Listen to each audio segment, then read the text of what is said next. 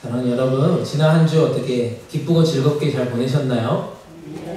네, 여러분들의 얼굴이 항상 이렇게 밝고 이렇게 즐거운 모습으로 예배당에 오니까 하나님이 정말 행복해 하시지 않을까 그런 생각이 듭니다. 옆에 분들과 이렇게 인사했으면 좋겠습니다. 평안하셨습니까? 네, 한 주도 또 평안합시다. 말씀에 은혜 받읍시다. 이렇게 인사 나누겠습니다. 네, 어저께 날씨가 너무 좋은 날이었거든요. 바자회 하면서 많은 분들이 정말 수고해 주셨고, 우리 장로님 기도해 주신 것처럼 많은 분들이 오셔서 즐겁게 참여했고, 물건도 많이 팔렸고요. 그래서 너무너무 행복한 그런 시간들을 가졌습니다. 생각 이상으로 바자회가 너무 잘 돼가지고 다음 주가 더 기대가 되는 그런 바자회가 아닌가. 그래서 더 기쁜 지난 주간이 아니었나 그런 생각들을 해봅니다. 모든 사람들은 이 땅에서 행복하길 원합니다. 맞습니까? 네, 우리는 다 행복함을 추구하며 살아갑니다. 늘 만족한 삶을 살길 원한다라고 얘기합니다. 그런데 우리가 한번 생각해 봤으면 좋겠어요. 우리가 생각하는 행복과 만족에 조건이 참 많이 있습니다. 여러분들의 행복의 조건은 뭡니까? 여러분들이 생각하는 만족한 삶이라고 하는 그런 것들은 어떤 것들이 있으십니까? 네, 말하지 않아도 다 동그라미죠. 여기 있어야 되겠죠. 우리가 어떤 조건에 따라서 행복해지느냐, 만족하느냐라는 것들은 다 동그라미 안에 다 들어있다는 것을 우리는 부인할 수 없습니다. 따라서 그 기쁨은요, 늘 변화할 수밖에 없다는 거예요. 우리가 동그라미가 많아지면 많아질수록 뭔가 우리가 이렇게 말할 수 없는 그냥 기쁨이 넘쳐가는 거고요. 동그라미가 점점 줄어들면 줄어들수록 우리의 그 눈빛과 모습은 점점 찌푸릴 때가 많이 있습니다. 이렇듯 기쁨, 행복, 만족이라고 하는 것은 오늘 날씨처럼 참 변덕스러운 것 같아요. 좋았다가 안 좋았다가.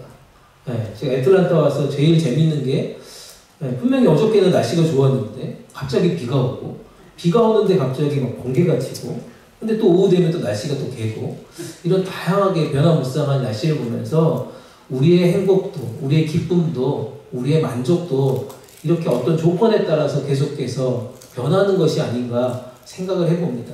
여러분, 이런 기쁨은 불안한 기쁨입니다. 늘 불안해요. 맞습니까?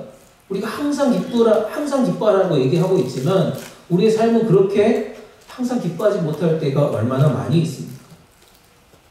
어떤 환경에 따라서, 어떤 조건에 따라서, 어떤 상황에 따라서 우리가 기쁨을 막 누릴 때도 있지만 잃어버릴 때도 참 많이 있다는 것을 우리 스스로가 이미 알고, 그렇게 지금 일평생 살아가고 있는 나 자신을 발견하면, 내가 정말 주님 안에서 누리는 기쁨이 아직도 좀 부족한 거 아닌가 생각해 보면서 오늘 또 이 자리에 나온 줄 믿습니다.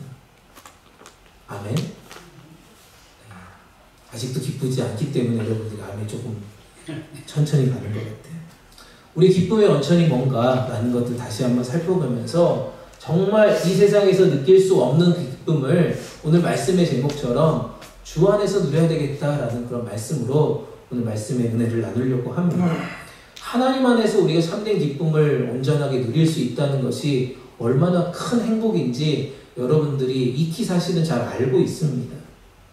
우리의 성공보다, 우리의 가치보다, 우리의 안전한 미래보다 더 중요한 것이 그리스도 안에 머물러 있는 것이다 라고 저는 여러분들에게 말씀드리고 있습니다. 이게 이미 우리 가운데 주어진 사실인데 우리는 이것들을 온전하게 누리지 못한다고 저는 말씀드리고 싶어요.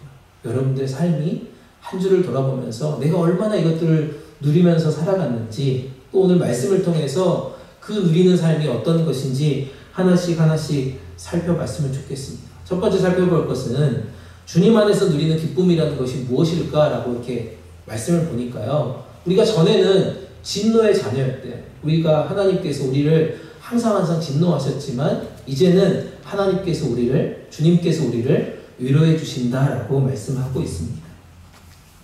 그게 우리 가운데 온전하게 누려야 될 기쁨이라는 것입니다. 1절 말씀 한번 볼게요. 1절 말씀에 보면요, 표준세 번역으로 이렇게 나와 있습니다. 함께 읽겠습니다. 시작. 그날이 오면 너는 찬송할 것이다. 주님, 전에는 주께서 나에게 진노하셨으나 이제는 주의 진노를 거두시고 나를 위로하여 주시니 주께 감사드립니다. 아멘. 하나님께서 이스라엘 백성들을 택하셨어요. 왜 택하셨습니까? 그분들이 열심히 하나님을 잘 믿었기 때문입니까? 그분들이 열심히 뭔가 좋은 일들을 하나님께 했기 때문입니까? 아니죠. 그냥 하나님께서 일방적으로 그들을 택하셨다는 사실입니다. 그런데 그들이 그 택함을 받은 백성들이 하나님의 백성답게 살아야 되는데 그들이 얼마나 교만하고 얼마나 자만하고 그렇게 살았습니까? 그게 구약의 전체적인 스토리잖아요. 하나님께서 일방적으로 택해 주셨다라고 하면 그 은혜 가운데 그 기쁨 가운데 하루하루를 살아야 되지만 그렇지 못했다는 거예요. 자만하고 교만하여서 하나님 없는 자처럼 그렇게 살아갔다는 것입니다. 그래서 수많은 선지자들을 통해서 사랑의 매를 계속해서 이스라엘 백성들에게 그 나라에 되셨다는 사실입니다. 그 당시에 가장 강대국이었던 아수르, 바벨론이라고 하는 큰 나라들을 통하여서 이스라엘을 징계하셨어요. 채찍을 드셨어요. 또 인간 막대기를 사용하셔서 믿는 사람들을 계속해서 흔들어 놓는 것도 말씀을 통해서 보게 되었습니다. 결국 어떻게 됐습니까? 예루살렘 성이 함락되고 멸망하는 그런 것까지 보게 되었다는 것입니다. 그러나 하나님의 진노는 오늘 말씀에서도처럼 잠깐이라는 것. 하나님의 은혜는 영원하다는 것입니다. 그 은혜는 우리 가운데 무한하신 사랑으로 계속해서 펼쳐진다는 사실입니다. 하나님께서 우리 한 사람 한 사람을 택하신 것뿐만 아니라 우리를 긍휼하게 여기셨다는 것입니다. 우리에게 긍휼을 베풀어 주셔서 말씀처럼 우리에게 계속해서 위로해 주신다는 그 사실입니다. 영원히 너희를 버리지 않고 내가 너와 함께 해주실 거고 내가 너를 회복시켜 주시겠다라고 약속해 주셨다는 사실입니다. 오늘 우리는 부활의 기쁨을 가지고 이 50일을 계속해서 보내고 있다라고 말씀 나눴습니다. 예수님께서 이 땅에 오신 이유가 뭡니까? 예수님께서 죽으시고 부활하신 진짜 이유가 뭐예요? 하나님의 진노를 이제 더 이상 우리 가운데 내리지 않겠다라는 확신이라고 저는 믿습니다. 우리가 그리스도 밖에 있을 때는 계속해서 진노의 자녀처럼 살았다는 거예요. 하지만 우리가 그리스도 안에 있을 때 부활의 기쁨과 감격을 가지고 살아갈 때는 우리를 위로의 대상, 사랑의 대상으로 변화시켰다는 그런 사실입니다. 그래서 우리는 지금 이 시간 주님 안에서 기쁨을 온전히 누릴 수 있다는 것입니다. 아멘. 그래서 여러분들의 표정이 지금 굉장히 밝잖아요.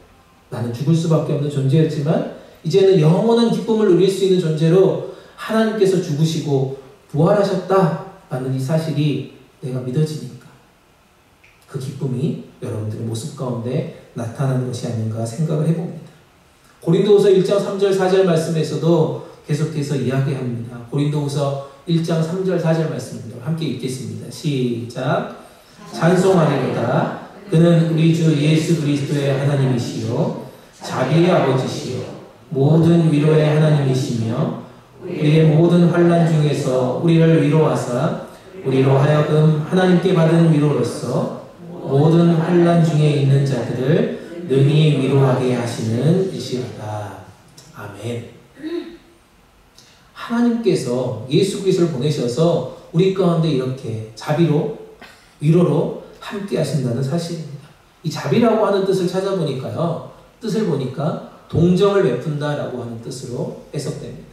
하나님이 우리의 연약함을 그냥 보시지 않고요. 우리를 계속해서 불쌍히 여기시고 돌보신다라고 하는 게 자비라고 하는 뜻으로 해석될 수 있습니다. 죽어가는 자, 아파하는 자, 병든 자, 눈물 흘리는 자 이런 자들을 그냥 보고 계시지 않는다라고 말씀하고 있습니다. 그분들을 계속해서 살펴주신다는 거예요. 함께 아파해 주신다는 거죠. 그분들을 도와주신다라고 하시는 분이 자비의 하나님이라고 말씀하고 있습니다. 또한 위로라고 하는 단어는 무슨 뜻인가 살펴보니까요. 헬라어로 파라클레이시스라고 얘기합니다. 뜻은 뭐냐면 상대방을 내 곁으로 어떻게 한다고요? 불러준다라고 하는 뜻이에요. 상대방을 내 곁으로 불러주는 게 위로라고 하는 것입니다. 많은 사람들이 힘들고 어려울 때 우리는 무슨 생각을 합니까? 하나님께서 나를 혹시 버리신 거 아닌가? 하나님께서 자기를 홀로 그냥 내버려 두시지 않는가? 멀리 떠나신 것이 아닌가? 라고 우리가 착각하면서 그런 생각 속에 살아갈 때가 얼마나 많이 있습니다. 그러나 오늘 고린도후서 1장 3절 말씀에서처럼 바울이 소개하시는 하나님은 그런 하나님이 아니라는 것이에요. 하나님 우리를 어떻게 하신다고요? 하나님의 곁으로 계속해서 불러주신다는 사실입니다. 그래서 우리가 세상에서 겪을 수 없는, 세상에서 느낄 수 없는 그 기쁨을 우리가 이 자리에서 누릴 수 있다는 것입니다. 세상 어디에도 그런 기쁨은 없다는 것입니다. 세상 어디에서도 참된 위로를 찾을 수가 없다는 것입니다. 참된 위로라는 것은 뭐예요? 하나님께서 우리를 곁으로 불러주실 때 그 위로하심을 얻게 된다는 것입니다. 여러분 옆에 지금 하나님이 보이십니까? 네, 옆에 하나님 계세요? 아니에요? 그럼 빨리 불러보세요. 하나님 저를 위로해 주십시오라고 불러주시면 하나님께서 우리 옆에 지금 당장 와 계실 거라고 저는 확신합니다. 이제 더 이상 여러분들은 진노의 자녀가 아니라는 사실, 세상 가운데 고난이 있고 마음 가운데 위로한 우리 가운데 필요하신다면 지금 그 주님을 불렀으면 좋겠습니다. 주님 곁으로 온전하게 나아갔으면 좋겠습니다. 우리 주님께서 우리 한 사람 한 사람을 지금 곁으로 불러주신다는 사실을 잊지 않았으면 좋겠습니다. 이제 더 이상 여러분들이 진노의 자녀가 아니라는 사실을 만천하에 공포했으면 좋겠습니다. 위로받을 만한 자격이 있는 자입니다 라고 선포했으면 좋겠습니다. 내가 사랑받을 만한 자녀입니다 라고 잊지 않았으면 좋겠습니다. 그래서 우리 안에 참된 기쁨을 계속해서 누리는 시간들, 이 부활의 기쁨을 계속해서 간직하는 시간들 되시기를 간절히 축복합니다. 두 번째 살펴볼 것은요, 주님 안에서 누리는 이 기쁨이라는 것이 무엇인가? 영원히 마르지 않는 우물 같은 이 구원의 기쁨을 우리 가운데 주셨다는 사실입니다. 영원히 마르지 않는 우물 같은 구원의 기쁨을 주셨다는 것입니다. 3절 말씀입니다. 3절 말씀 우리 한번 한 목소리 읽겠습니다. 시작.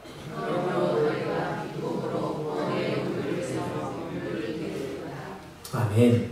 우리는 하나님께서 허락하신 구원의 우물에서 이 길어 올린 은혜의 생수를 계속해서 마셔야 한다라고 말씀하고 있습니다. 언제나 그 가운데 기쁨이 있고 감사가 계속해서 넘친다라고 얘기하고 있습니다. 우리를 어둠의 인생 가운데서 건져주셨다는 사실입니다. 이제 밝고 환하게 기쁘게 감사하면서 살아갈 수 있는 구원의 우물을 우리 가운데 지금 허락해 주셨다는 사실입니다.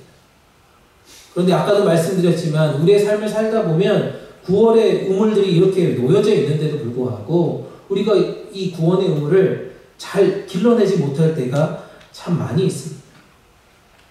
이미 우리 가운데 주셨는데도 불구하고 우리는 뭔지 모르게 그거를 캐내지 못할 때가 얼마나 많이 있습니다. 기쁨을 쉽게 잃어버립니다. 좌절하고 절망합니다. 아까 장로님 말씀하신 것처럼 옆에 없는 것 같은 느낌이 들 때가 얼마나 많이 있는 거죠.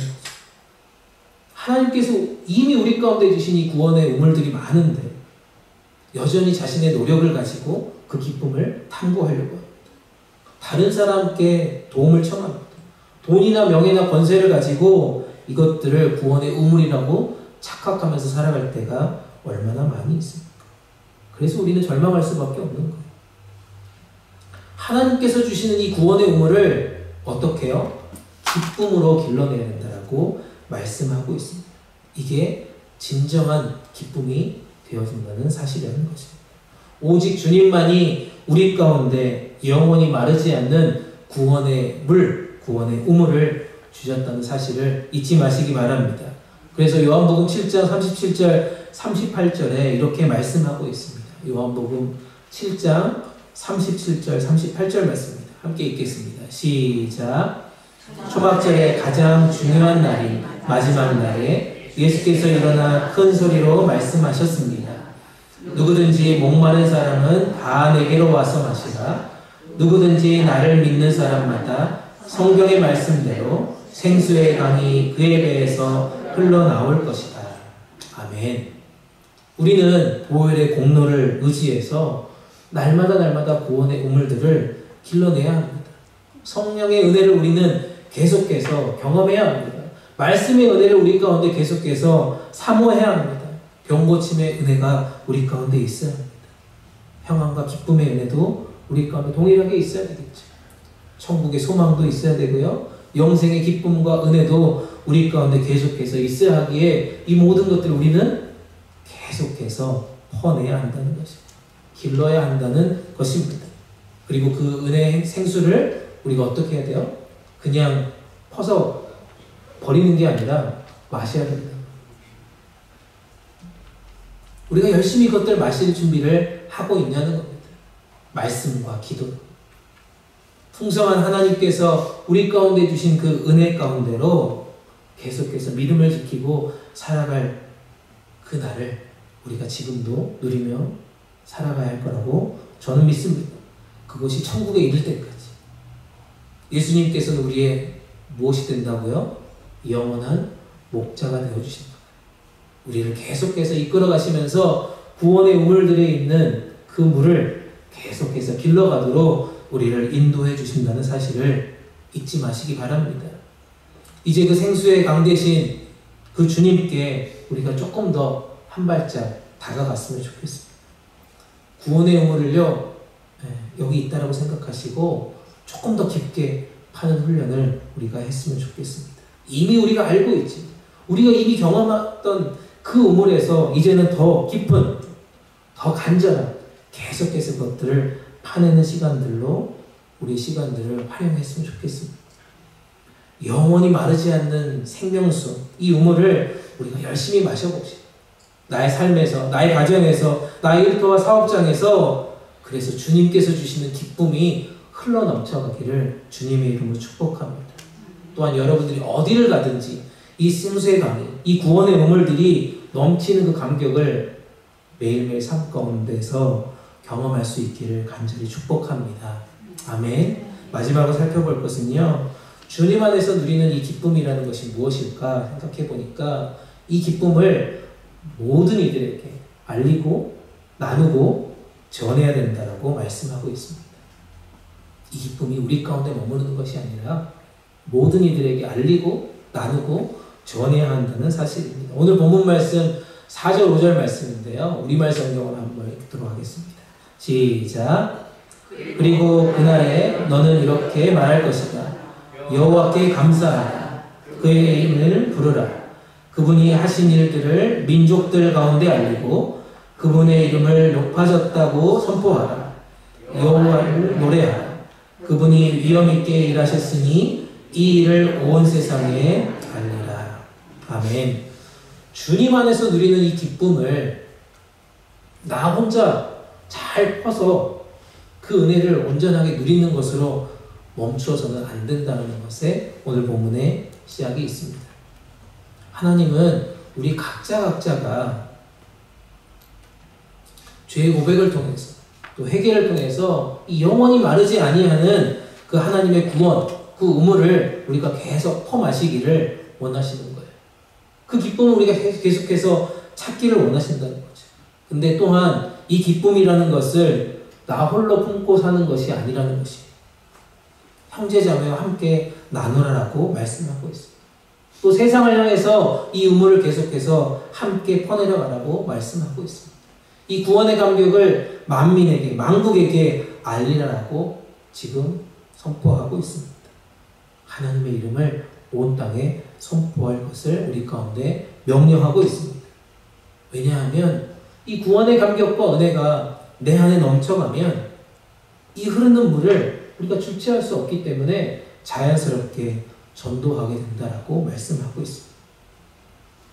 파워포인트를 너무 빨리 넘겨가지고 여러분들 눈이 벌써 돌아갔는데, 타이틀이 뭐라고 되어 있습니까? 정말 나 혼자 예수 믿고 천국 가기를 지금 원하십니까? 라는 질문입니다. 여러분들에게 질문하는 거예요. 나 혼자 지금 예수님 믿고 천국 가는 것, 이것으로 만족하며 이것이 정말 행복이라고, 이것이 주님 안에서 주는 기쁨이라고 그냥 여기며 살아갈 거냐는 것입니다. 주님께서 이 땅에 오신 목적이 뭐예요? 예수 그리스도의 최대 관심은 모든 영혼이 구원받는 거죠. 천국에 가는 것입니다. 우리가 예수 이름으로 복음을 전하는 것, 이것이 주님께서 우리 가운데 주신 거룩한 사역에 동참하는 것이다라는 것을 잊지 마십시오. 우리가 주님의 관심을 이미 받았다. 그 주님의 관심이 이제 다른 사람에게 흘러갈 수 있도록 우리의 시선과 방향을 온전히 틀어야 할 거라고 믿습니다.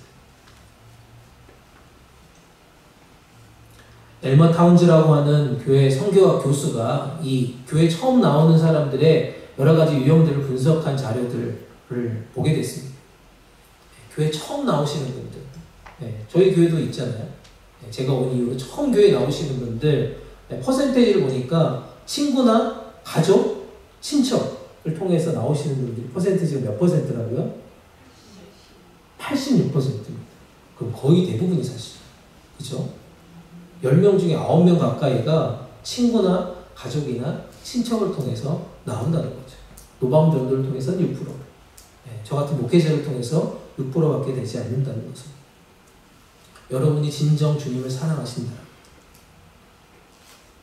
그 사랑의 마음 가지고 믿지 않는 형제들이 있다라면, 또 우리 이웃들이 있다라면 그 사랑을 계속해서 흘러보내야 되지 않겠습니까?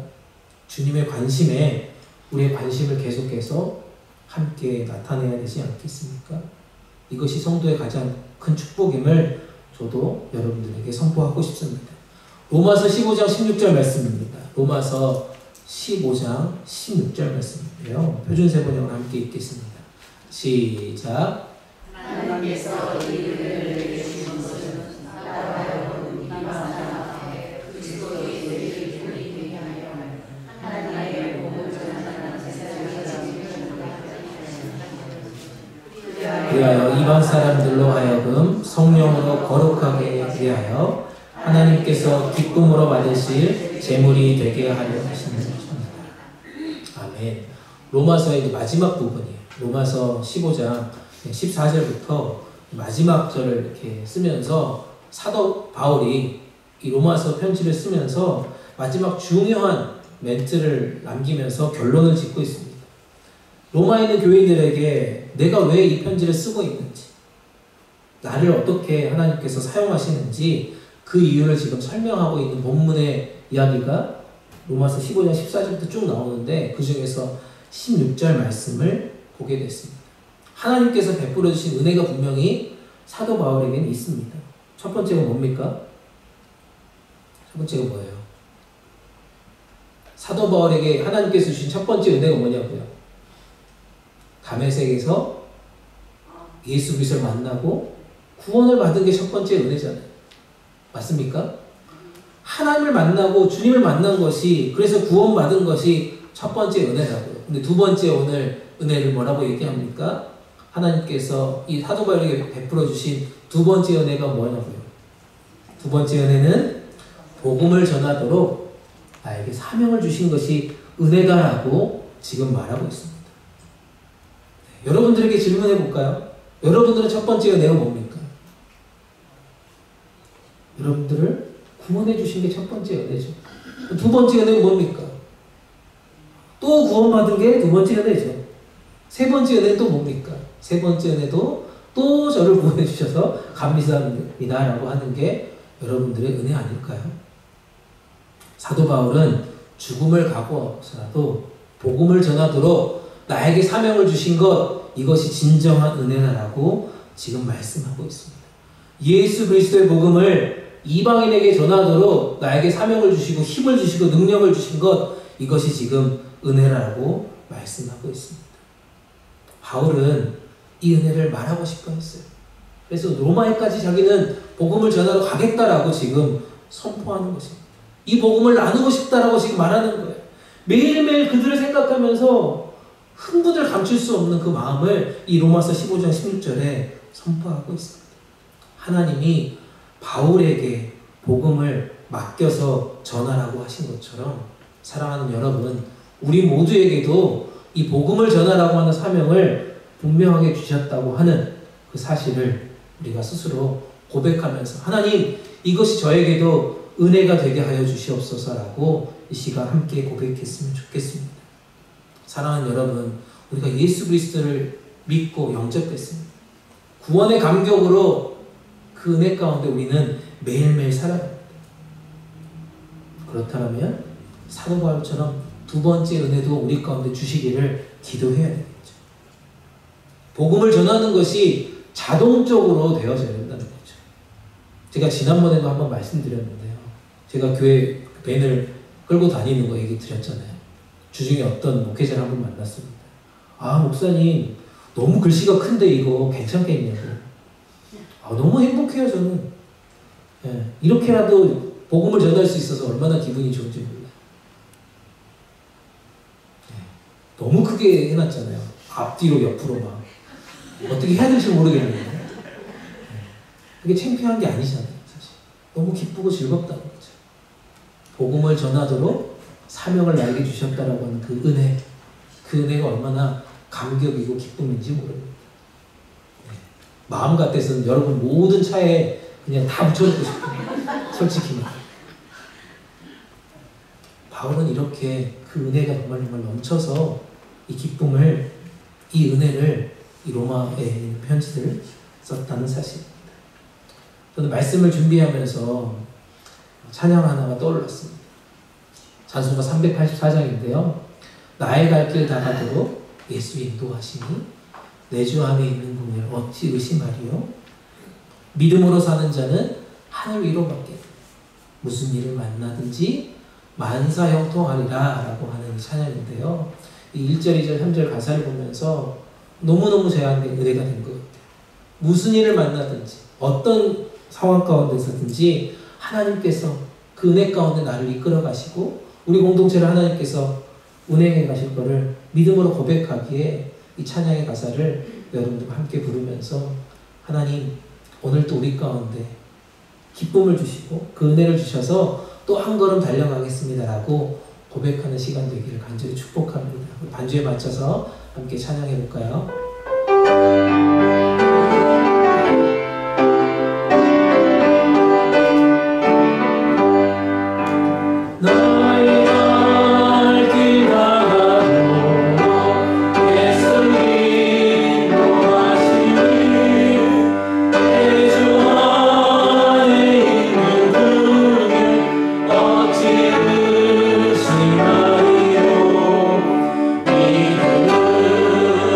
사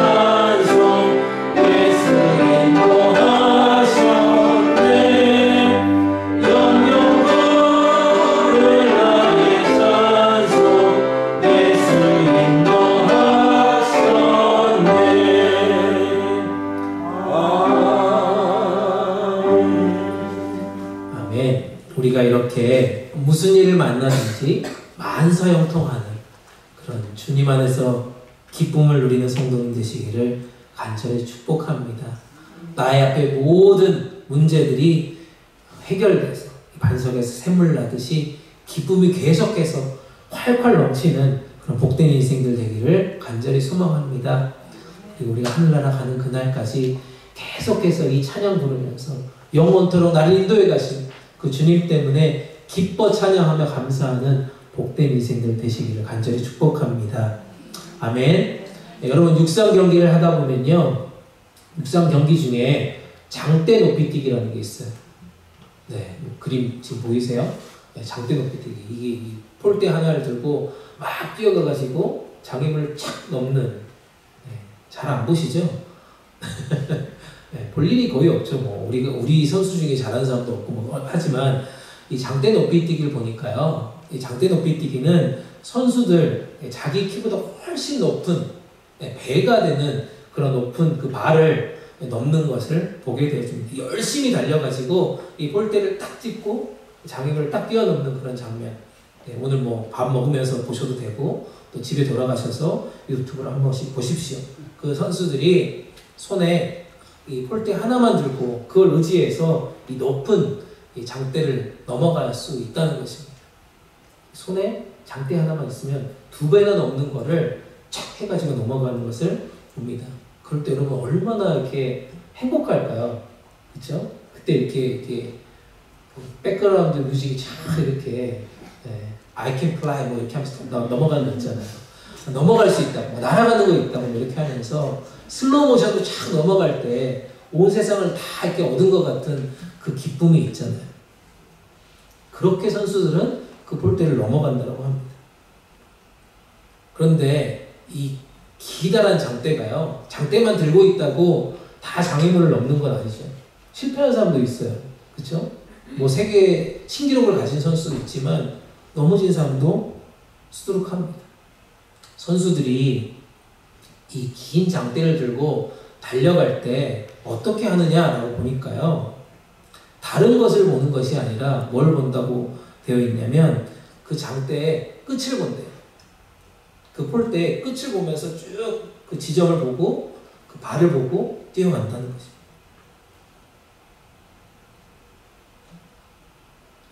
그래서 뛰어넘을 수 있다. 얼마나 멋진가 다시 한번 여러분 상상을 해보십시오. 그 넘어갈 때 그 감격, 그 희열, 우리는 할 수 없지만 그 사람들은 그거를 매번 하면서 얼마나 행복할까 상상해 보십시오. 이처럼 우리도요, 우리 앞에 정말 수많은 장애물이 참 많이 있는 것들을 경험하게 됩니다.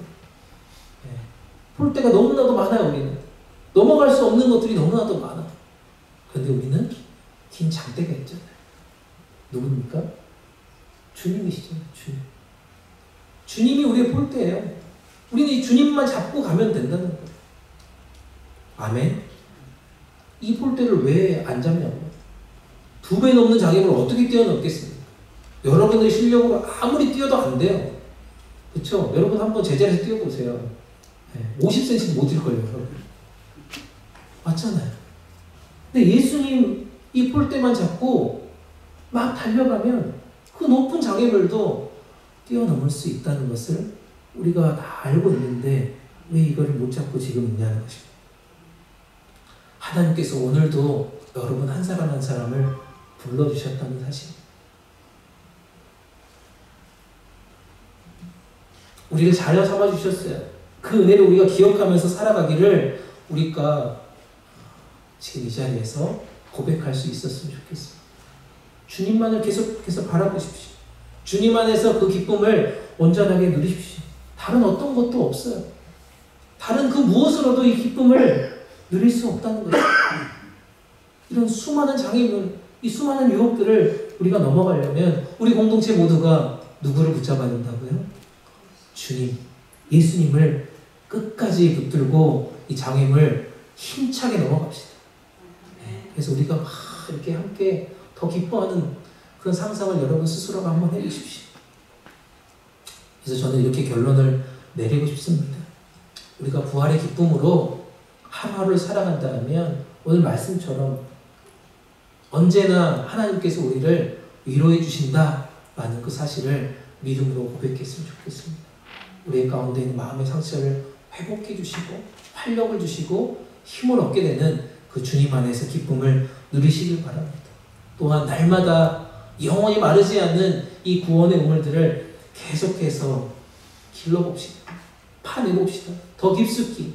그래서 내 안에 기쁨이 충만하게 넘치는 그런 삶을 계속해서 유지해 갔으면 좋겠습니다. 마지막으로 이 기쁨과 감격을 모든 이들에게 열심히 알리십시오. 나누십시오. 전하십시오. 이게 우리 가운데 주신 하나님의 사명임을 잊지 마시고 하나님 나라 가는 그날까지 이 사명을 온전히 감당했으면 좋겠습니다. 사랑하는 여러분, 이 기쁨 빼앗기지 맙시다. 주님과 열심히 동행하는 한 주 보내고 옵시다. 하나님께서 내 안에서 행하실 일들, 우리가 어저께 맞아야 하신 분들 다 경험했잖아요. 또 이번 한 주는 어떤 감정, 어떤 감격, 어떤 간증 여러분들의 삶 가운데 주실지 알 수 없습니다. 우리가 주님 나라 가는 그날까지 이 주님만 끝까지 붙들고 열심히 넘어갈 때 하나님께서 우리 가운데 계속해서 기쁨을 주실 것을 믿음으로 고백하면서 우리의 삶에 풍성한 열매가 계속해서 맺혀지는 복된 인생들 되시기를 주님의 이름으로 축복합니다. 아멘. 함께 기도하겠습니다. 사랑과 은혜가 자비가 무한하신 하나님 아버지 참 감사합니다. 우리에게 내리실 진노를 예수 그리스도를 통해 거두어 주시고 우리 모두에게 위로와 평안으로 인도해 주시니 감사합니다. 부활의 기쁨이며 구원의 은혜를 베풀어 주심을 기억하며 구원의 우물들을 계속해서 길러내어 더 큰 하늘 소망을 품고 살아가기에 시간 우리의 믿음과 삶을 주님 앞에 올려드립니다. 이 기쁨을 빼앗기지 않게 도와주시고 온전히 누리며 나누는 증인된 삶 살아갈 수 있도록 우리 모두에게 함께하여 주시옵소서. 끝까지 주님만을 붙들고 주님 안에서 주신 기쁨을 매일매일 삶 가운데 누리는 인생들 되게 하여 주시옵소서. 영원한 기쁨 대신 우리 주님 예수님 이름으로 감사하며 기도드립니다. 아멘.